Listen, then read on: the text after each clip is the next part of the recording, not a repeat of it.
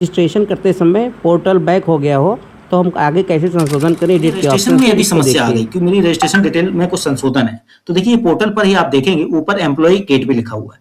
यहाँ पर लिखा है अप्लाई फॉर कार्ड, तो पहले तो अप्लाई करने की प्रक्रिया यहाँ पर भी दी गई है, ऊपर अप्लाई फॉर कार्ड और नीचे अप्लाई फॉर शिक्षक कैशलेस चिकित्सा कार्ड भी दिया है। तो यहाँ से आप अप्लाई कर लेंगे, अप्लाई हो जाएगा। उसके बाद यदि कोई संशोधन एप्लीकेशन में करना हो तो एडिट एप्लीकेशन, तो इस पर क्लिक करके दिखाते हैं कैसे एडिट होगा। अब आपके सामने sign in for employ login आ जाएगा, यानी जो एडिट एप्लीकेशन पर मैंने क्लिक किया एप्लीकेशन में कुछ संशोधन के लिए, तो अब आपको आधार नंबर डालना होगा, क्योंकि आपने अप्लाई कर रखा था, एप्लीकेशन भर रखा, उसमें कोई संशोधन अब करना है तो आधार नंबर यहाँ डालकर कैप्चा डालकर सेंड ओटीपी करेंगे। अब आपको एक ओटीपी जो प्राप्त हुआ है उसे यहाँ फिल करेंगे और इस चेक बॉक्स पे टिक लगा के सबमिट ओटीपी करें। अब आप देख सकते हैं यहाँ पर एप्लीकेशन ओपन हो गया है। तो मैंने एडिट एप्लीकेशन के थ्रू लॉगिन किया, आधार नंबर डालकर कैप्चा डालकर ओटीपी भरकर। अब यहाँ पर आपका एप्लीकेशन खुल गया है, इसमें कोई संशोधन करना चाहे तो संशोधन करेंगे। ठीक है, इस एप्लीकेशन में यदि कोई गड़बड़ी है, और सबसे नीचे तरफ जाते हैं। अब आप देखिए सबसे नीचे जो स्क्रीन की, तो मैंने यहाँ पर आपको डिक्लेरेशन मिलेगा। डिक्लेरेशन में 2 चेक बॉक्स होंगे जिन्हें टिक करना रहेगा, फिर कैप्चा रहेगा उसे फिल करेंगे, तब सेव एंड नेक्स्ट करते हैं। अब भरा हुआ पूरा फॉर्म आपको एक बार फिर से दिखेगा, उसको फिर से एक बार अच्छी तरह से जांच लें। यदि कोई संशोधन लगता है तो आप यहाँ एडिट एप्लीकेशन नीचे बटन है, वहां से फिर से कर सकते हैं संशोधन जाकर पीछे। और यदि आपको लगता है सब सही है तो आप do you want to add dependent जो है, यानी आप पर कोई डिपेंडेंट है तो नो डिपेंडेंट नहीं है, यानी आपका ना कोई पत्नी है ना बच्चे हैं, कोई डिपेंडेंट नहीं है आप पर, माता पिता कोई भी, तो आप नो करेंगे। और कोई डिपेंडेंट आप पर है, आश्रित है आप पर कुछ लोग, तो यस करेंगे और सेव एंड नेक्स्ट करेंगे। अब आपके सामने ऐड डिपेंडेंट्स का पेज आएगा, जहां पर किसी भी नए डिपेंडेंट की जानकारी, डिपेंडेंट का नाम, उसका जेंडर, उसके स्पाउस या फादर का नाम यहां से सिलेक्शन कर लेंगे, स्पाउस फादर जो भी है उसी का नाम भर देंगे, date of birth, marital status married है अनमैरिड, आधार नंबर। 1 साल से कम, 1 साल तक के बच्चे के लिए आधार नंबर जरूरी नहीं, बाकी उसके ऊपर के बच्चों के लिए जरूरी होगा।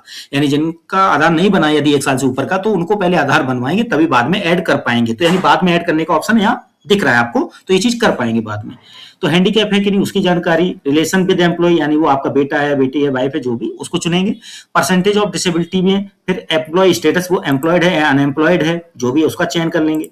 उसके बाद डिसेबिलिटी का सर्टिफिकेट यहाँ अपलोड करेंगे जो मैक्सिमम 200 केबी का होगा। और मंथली इनकम यदि शून्य है तो शून्य लिख देंगे, यदि जो है वो लिखेंगे। और डिपेंडेंट की इनकम के रूल्स बताए गए हैं, वो आपको मैंने बताए हैं कि आप पोर्टल के पहले पेज पे जाके पढ़ सकते हैं। अपलोड पिक्चर यानी डिपेंडेंट की खुद की फोटो का साइज 20 केबी मैक्सिमम होगा, उसकी फोटो अपलोड हो जाएगी। इस तरह से जो डिटेल भरेंगे तो ऐड डिपेंडेंट यहाँ क्लिक करके ऐड किया जा सकता है। अब जो डिपेंडेंट पहले से यहाँ दिख रहा है, यदि उसको हटाना है, गलत ऐड हो गया है तो डिलीट कर सकते हैं। यदि पहले से जुड़ा डिपेंडेंट है उसकी कोई जानकारी गलत है तो उसकी जानकारी यहाँ एडिट की जा सकती है। तो नए डिपेंडेंट जितने भी जुड़ेंगे वो इसी सूची में नीचे दिखते जाएंगे। और फिर कंप्लीट डिपेंडेंट की लिस्ट जब पूरी हो जाए, आपको लगे कोई डिपेंडेंट छूटा नहीं है, तो आप फिर यहाँ चेक बॉक्स पे नीचे टिक लगा के नेक्स्ट बटन दबा के आगे बढ़ेंगे। तो मैं यहाँ पे डिपेंडेंट जो भी छूटे हुए हैं उनको जोड़ देता हूं, और सुधार करने लायक नहीं है तो मैं फिर बाद में नेक्स्ट बटन दबाता हूं। अब आप देखेंगे जैसे नेक्स्ट बटन पर क्लिक किया तो आपके फॉर्म की पूरी डिटेल्स खुल के आ जाएगी विद डिपेंडेंट्स, क्योंकि पिछले पेज पर ही मैंने डिपेंडेंट्स से जुड़ी हुई जानकारी में अपडेट कर लिया था। कुछ नए जोड़ने थे वो नए जोड़ दिए, पुराने में संशोधन होना था तो संशोधन भी हो सकता था, और डिलीट करना था तो डिलीट भी हो सकता था पीछे। उसके बाद जब इस पेज पर आए तो आपको मिली एक सबमिट बटन, यानी फाइनल व्यू मिल गया आपके पेज का। तो इसे सबमिट करके यहाँ से सबमिट कर सकते हैं इस फॉर्म को पूरा। और साइड में प्रिंट भी दी गई है, यानी आप इसका प्रिंट करके पीडीएफ में सेव भी कर लें। ठीक है, प्रिंट पर क्लिक करेंगे तो लैपटॉप पर या कंप्यूटर में या मोबाइल में भी, वहां पर भी पीडीएफ में इसे सेव कर सकते हैं प्रिंट पर क्लिक करके। तो मैं इसे प्रिंट में क्लिक करके पीडीएफ में सेव करता हूं, उसके बाद मैं सबमिट कर देता हूं। तो इस तरह से सबमिट करने के बाद आपका जो एप्लीकेशन स्टेटस है वो फॉरवर्डेड दिखेगा। देखिए टॉप पर आप देख सकते हैं एप्लीकेशन का जो स्टेटस है वो आपको क्या दिख रहा है, फॉरवर्डेड। तो ये फॉरवर्डेड तभी होता है जब आपका फाइनल सबमिट हो जाता है। अभी फॉरवर्डेड होकर बीओ स्तर पर चला गया, यानी ब्लॉक स्तर पर। वहां पर अप्रूव होगा तो आपको एक एसएमएस प्राप्त होगा जिसमें एक लिंक होगा जहां से आपको ई केवाईसी की प्रक्रिया पूरी करनी होगी। जैसे ई केवाईसी की प्रक्रिया पूरी करेंगे तो आपको स्टेट हेल्थ कार्ड डाउनलोड करने को मिलेगा। तो इस तरह से आपका स्टेट हेल्थ कार्ड डाउनलोड होने तक की प्रक्रिया पूरी होगी। इस प्रोसेस में आपने अभी सीखा कि कैसे एप्लीकेशन को एडिट करेंगे, उसके बाद कैसे डिपेंडेंट्स को एडिट करेंगे, डिलीट करेंगे, और नए डिपेंडेंट को कैसे जोड़ेंगे। अब डायरेक्ट कैसे, देखिए यहाँ पे एडिट एप्लीकेशन के थ्रू आते हुए, एप्लीकेशन में संशोधन करते हुए आगे आपको डिपेंडेंट से जुड़ी प्रोसेस करने को मिली। सीधा डिपेंडेंट ऐड करना या एडिट करना कैसे होगा वो बता देते हैं। तो देखिए सीधा डायरेक्ट यदि ऐड डिपेंडेंट्स या एडिट डिपेंडेंट्स करना हो तो आपको इसी होम पेज पर आना है। और यहाँ पर एम्प्लॉय गेटवे वाले इसी ऑप्शन पर जाना और थर्ड ऑप्शन मिलेगा ऐड और एडिट डिपेंडेंट्स, यहीं पर आप क्लिक करें। तो देखिए ऐड डिपेंडेंट और एडिट डिपेंडेंट पर जब क्लिक करेंगे तो फिर से लॉगिन करने के लिए आधार नंबर और कैप्चा डालकर सेंड ओटीपी करेंगे। अब आपको जो भी ओटीपी प्राप्त हुआ उसे यहाँ फिल करें और चेक बॉक्स में टिक करके सबमिट ओटीपी करें। तो देखिए सबसे पहले यहाँ पर भी एप्लीकेशन खुल गया। अब इस एप्लीकेशन में जो भी संशोधन करने लायक यहाँ पर है वो संशोधन किया जाएगा। ठीक है, पहले जो एडिट एप्लीकेशन में किया था ना उसी तरीके से, और फिर उसके बाद संशोधन करने के बाद आप नीचे डिक्लेरेशन के दोनों चेक बॉक्स टिक करेंगे, एक्सेप्ट करेंगे और कैप्चा भर के नीचे सेव एंड नेक्स्ट करेंगे, जहां फिर आपको डिपेंडेंट से जुड़ी हुई जानकारी में संशोधन या जोड़ना हो पाएगा। तो ये कैप्चा फिल करके मैं सेव एंड नेक्स्ट करता हूं। अब उस एप्लीकेशन में यदि कोई संशोधन था तो वो किया, उसके बाद कैप्चा फिल किया और जो डिक्लेरेशन थे उन्हें टिक कर लिया और आगे बढ़ गए सेव एंड नेक्स्ट करके। अब एप्लीकेशन पूरा यहाँ दिखेगा भी भरा भराया सा।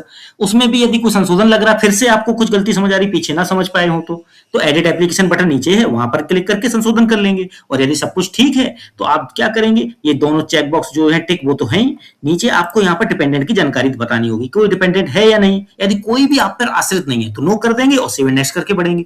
यदि आप पर आश्रित है कोई तो यस करेंगे और फिर सेव एंड नेक्स्ट करेंगे। तो यहाँ आश्रित का यस करते हुए सेव एंड नेक्स्ट करते हैं। तो देखिए अब आपके सामने ऐड डिपेंडेंट्स वाला पेज खुल गया।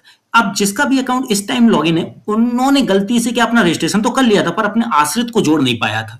तो देखिए ऐड डिपेंडेंट्स और एडिट डिपेंडेंट्स के थ्रू या फिर एडिट एप्लीकेशन के थ्रू, दोनों के थ्रू आप इस पेज तक आ सकते हो। सेम स्टेप बाय स्टेप आ रहे हैं दोनों में, तो कोई भी प्रक्रिया अपना सकते हैं, लेकिन दोनों का मीनिंग अलग है। एप्लीकेशन एडिट करना हो तो हम तो कहते हैं एडिट एप्लीकेशन क्लिक करिए, डिपेंडेंट्स ऐड करने हो तो ऐड डिपेंडेंट्स या एडिट डिपेंडेंट्स क्लिक कर लीजिए। तो दोनों से आके आप यहाँ आ सकते हैं, ये सेम है।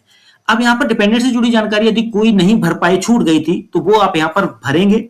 ठीक है, डिपेंडेंट का नाम, उसका जेंडर, उसके फादर या स्पाउस का नाम, ठीक है, date of birth, marital status, Aadhaar number. यदि 1 साल तक का है तो नहीं भरना है आधार नंबर, 1 साल से ऊपर है तो आधार नंबर भरना जरूरी है। हैंडीकैप है या नहीं, रिलेशन विद एम्प्लॉय, एम्प्लॉय के साथ क्या रिश्ता है, जैसे बेटा है तो सन, पत्नी है तो वाइफ, ठीक है, इस तरह से लेंगे। इसके बाद परसेंटेज ऑफ डिसेबिलिटी, यदि आप हैंडीकैप नो कर देंगे तो यहाँ भरना ही नहीं पड़ेगा। एम्प्लॉयमेंट स्टेटस में यदि काम करते हैं तो एम्प्लॉयड है, नहीं करते हैं तो अनएम्प्लॉयड है, ठीक है। और उनका डिसेबिलिटी सर्टिफिकेट यदि बनता है केस की हैंडीकैप है तो भरना, अपलोड करना होगा, मैक्सिमम साइज 200 KB का। और उसके बाद यहाँ मंथली इनकम जो है वो आपको यहाँ पर दिखानी होगी। यदि अनएम्प्लॉय है तो शून्य, जैसे कि घर में बच्चे होते हैं मोस्टली पढ़ रहे हैं, एजुकेशन ले रहे हैं, तो वो शून्य इनकम हो गई उनकी। और अपलोड पिक्चर, जैसे उनकी फोटोग्राफ, जो भी डिपेंडेंट है, बेटा बेटी पत्नी या माता पिता, उनकी फोटोग्राफ मैक्सिमम 20 KB की साइज की, वो अपलोड यहाँ कर देनी है। ठीक है, उसके बाद ऐड डिपेंडेंट बटन दबानी है, वो डिपेंडेंट आपका ऐड होकर नीचे लिस्ट में दिखने लगेगा। और इसी लिस्ट में लास्ट में आपको मैंने दिखाया था, यदि जानकारी में कोई सुधार है तो एडिट कर दीजिए और वो गलत डिपेंडेंट जुड़ा है तो डिलीट कर दीजिए। तो इस तरह से डिपेंडेंट की जानकारी यहाँ आकर जोड़ी जा सकती है, हटाई जा सकती है या फिर एडिट की जा सकती है। और यदि सब कुछ प्रक्रिया यहाँ सही हो जाएगी तो आप क्या करेंगे, यहाँ पे चेक बॉक्स टिक करेंगे और नेक्स्ट करेंगे। तो देखिए जो भी डिपेंडेंट जोड़ने थे या हटाने थे या संशोधन करने थे वो किया मैंने। उसके बाद नेक्स्ट किया तो यहाँ पर आ गए, फॉर्म पूरा भरा हुआ दिखेगा जहाँ डिपेंडेंट की जानकारी भी दिखेगी। उसी के नीचे देखिए लिखा हुआ भरे हुए आवेदन की छायाप्रति अपने पास सुरक्षित रख लें, इसके लिए साइड में प्रिंट बटन दी गई, वहां पर क्लिक करके इसको PDF के तौर पर सेव कर लेंगे। इसके बाद नीचे दिखाया गया कि यदि सबमिट करेंगे बटन यहाँ तो ये चला जाएगा BO यानी खंड शिक्षा अधिकारी के पास। जब वो अप्रूव कर देंगे तो आपको एक SMS मिलेगा जिसमें एक लिंक होगा, उस लिंक के माध्यम से आपको eKYC करनी होगी। तो कैसे करनी होगी eKYC वो मैं नेक्स्ट वीडियो में बताऊंगा, इसलिए जुड़े मुझसे रहें। जब eKYC कर लेंगे तो स्टेट हेल्थ कार्ड भी डाउनलोड कर पाएंगे, ये भी नेक्स्ट वीडियो में मैं बताऊंगा। तो ये वीडियो अच्छा लगा हो तो इसको सब्सक्राइब जरूर कर लीजिए चैनल को, जिससे कि आगे भी चैनल के वीडियोज आप तक पहुंच सके। तो मैं यहाँ पहले सबमिट करता हूं। तो देखिए एप्लीकेशन स्टेटस आपको क्या दिखने लगा, फॉरवर्डेड। इस तरह से आपका एप्लीकेशन अब BO स्तर पर जाकर फॉरवर्ड हो चुका है। अब वो BO स्तर पर अप्रूव होगा। तो जो बताया मैंने, अप्रूव होने के बाद SMS मिलेगा, लिंक आएगा, लिंक से eKYC करेंगे, उसके बाद ही आप स्टेट हेल्थ कार्ड डाउनलोड कर पाएंगे। तो इसकी भी जानकारी नेक्स्ट वीडियो में दूंगा कि कैसे आप eKYC और स्टेट हेल्थ कार्ड डाउनलोड करेंगे। तो ये वीडियो अच्छा लगा तो इसे लाइक शेयर कमेंट कीजिए और चैनल यदि अभी तक सब्सक्राइब ना किया हो तो चैनल को सब्सक्राइब करके बेल आइकन को हिट करके और जरूर सेलेक्ट कर लीजिएगा। मिलते हैं अगली बार एक और इंपॉर्टेंट वीडियो के साथ। आज के लिए बस इतना ही, धन्यवाद।